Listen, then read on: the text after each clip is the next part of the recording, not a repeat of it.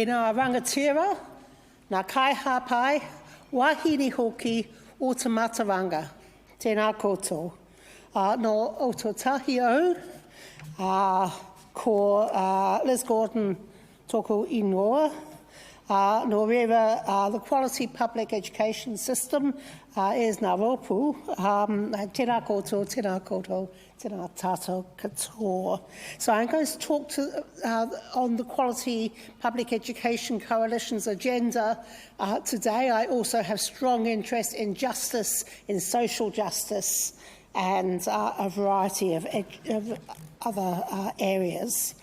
And I'd just like to toku the young people who are here. I can remember being a young mental health activist myself when I was sort of under 30, and I can remember the strangling butterflies of terror in trying to actually speak as a young person and speak truth to power in difficult situations. And fortunately, the butterflies recede over a few years. But I really appreciate everyone who's spoken today. Now, my PowerPoint's got far too many slides, so I'm just going to talk to the key themes. And you can multitask, you can read as they zip past quite quickly, and also listen to me. Now, I've been against neoliberalism for 35 years. I spent a period as an Alliance Member of Parliament. I was a little anti-neolib as a senior lecturer at Canterbury University. And since then, running my own research company, I've managed to do a lot of work with communities around this.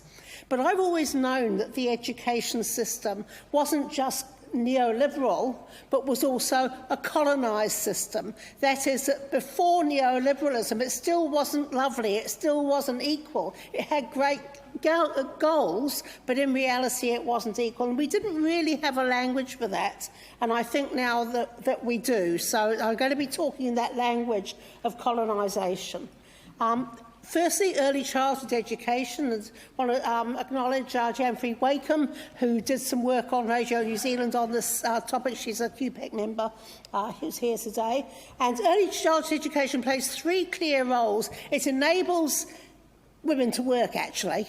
It enables people to have choices, to have children, and also to engage in other things almost without killing themselves, which is good. It provides a world-leading curriculum, and that Te Whariki quote there is the main focus of the curriculum.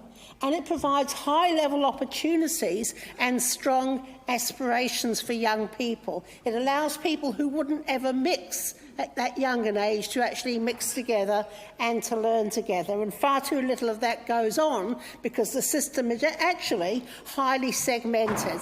It's privatised, it's compartmentalised. If you live in Aotearoa, you don't go to an early childhood education place in Epsom, probably, and neither would you probably want to, for a variety of reasons. There's no requirement that all teachers be qualified.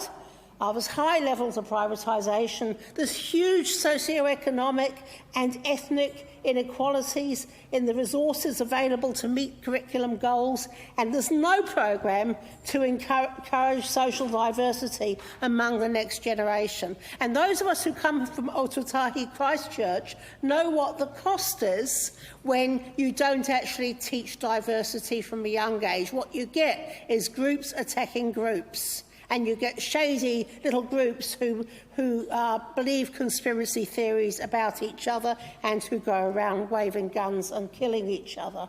So from our perspective, the alternative Aotearoa must support a policy of high-quality, free public early childhood education for all.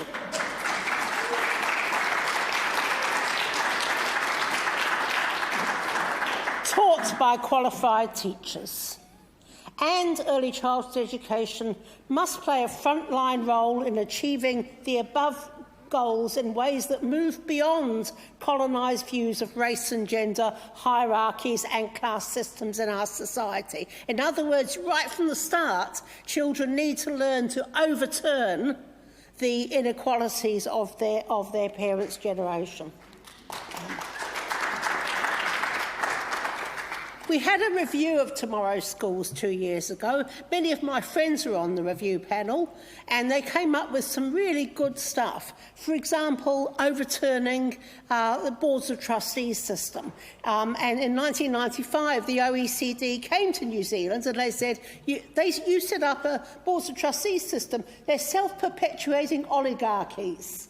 You get parents on there and all they want to do is reproduce the schools in their own image. And it's going to cause more inequalities and it's going to cause problems for your society. And there we are, all these years later, as we've seen that happen. But we've still got boards of trustees, and we've got a very weak system to counter it. And a lot of the stuff which was put forward for that review has never happened. So what I'm calling for is another review, and it's going to be a review based around the decolonisation of education. You know, you look at statues and say how colonising those are. You know, little Cook at Gisborne and so on.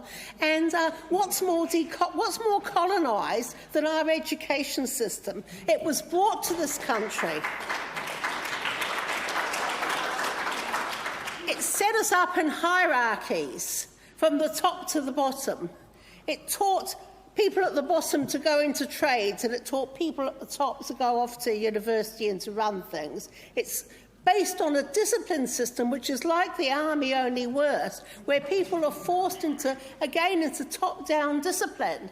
And, you know, if somebody's naughty at school, let's say Julia, she's never naughty, of course. Julia, you know, I can say to you, Julia, go to the headmaster's office or the principal's office, blah, blah, blah. Or I can say, kia ora, Julia, yeah, how are you doing today? You know, simple bottom-up models. And there's been a lot of work gone to bring restorative practices into school, to actually teach those models. And guess what? Schools can't keep it up. They revert really quickly, with some very notable exceptions. They revert very quickly to a top-down model because that's the way that they're set up. The curriculum is hierarchical. You're a more important person if you do senior physics than if you do home, whatever they call it, I don't even know the names nowadays, woodworking or whatever they do. You know, there's a hierarchy. The notion is that you're more intelligent if you think with your head than if you work with your hands. I'm getting way ahead of me on the slides. I'll just flick through these. Blah, blah, blah, blah, blah. Eugenics, the eugenicist assumptions that we have about people based simply on who they are, right? And then on what they do. And then what we do is we bring together who they are and what they do, and we reproduce that into the next generation.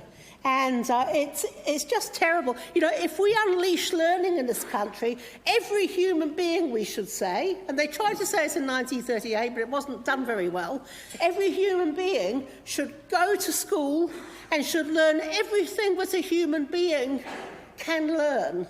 That there be no barriers, that there be no class differences, that there be no problems. People with disabilities sometimes have trouble learning because of their physical or their intellectual disabilities. Then support them to be the best that they can be. Support everybody to be what they can be. And we would unleash a human spirit in this country for the next generation like we have never, ever seen.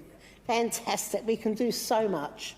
So what I think, so as I said, I'm calling for, we've got curriculum here, school organisation, bullying. Yeah, bullying is mandatory. People say, oh, why can't schools get rid of bullying? Because that's what they do. You know, that's what if you set up hierarchies, you know, the teacher growls at the kid and the kid growls at the less powerful kid and the less powerful kid kicks the dog. You know, I mean, that's what you do when you set up hierarchies of relationships, and everybody feels disempowered. Instead of everybody feeling empowered, we disempower people. So, you know, to get rid of discipline, to get rid of bullying, you've got to get rid of the current relationships of disability. So I'm calling for a proper review based on the analysis of colonisation, which so many of our Maori colleagues have done such a brilliant work on, people like Linda Smith with her decolonisation work. You know, calling on a proper review of education, and to say, let's get, as we once almost did, let's have the best schooling system in the world, the best education system. And very briefly onto higher education. Oh, look, you know, for 30 years we've sold out our higher education system. What we did is the government said, oh, we're going to underfund you and you can make it up by taking fees off people. You know, and that'll be okay, because we'll offer student loans. Oh, yes, and you can also make it up by bringing in foreign students who are funded, self-fund and pay, what, $18,000, $20,000 a year in fees. And you can use all that money to make yourselves more beautiful and to do more wonderful things. And what actually happened was that we've seen a massive underfunding of the tertiary education system, bolstered by the increasing need to get international students, to get their fees to hold up our system. And COVID has massively exposed this as the rort that it is. And now we have our whole tertiary education system, in absolute financial crisis.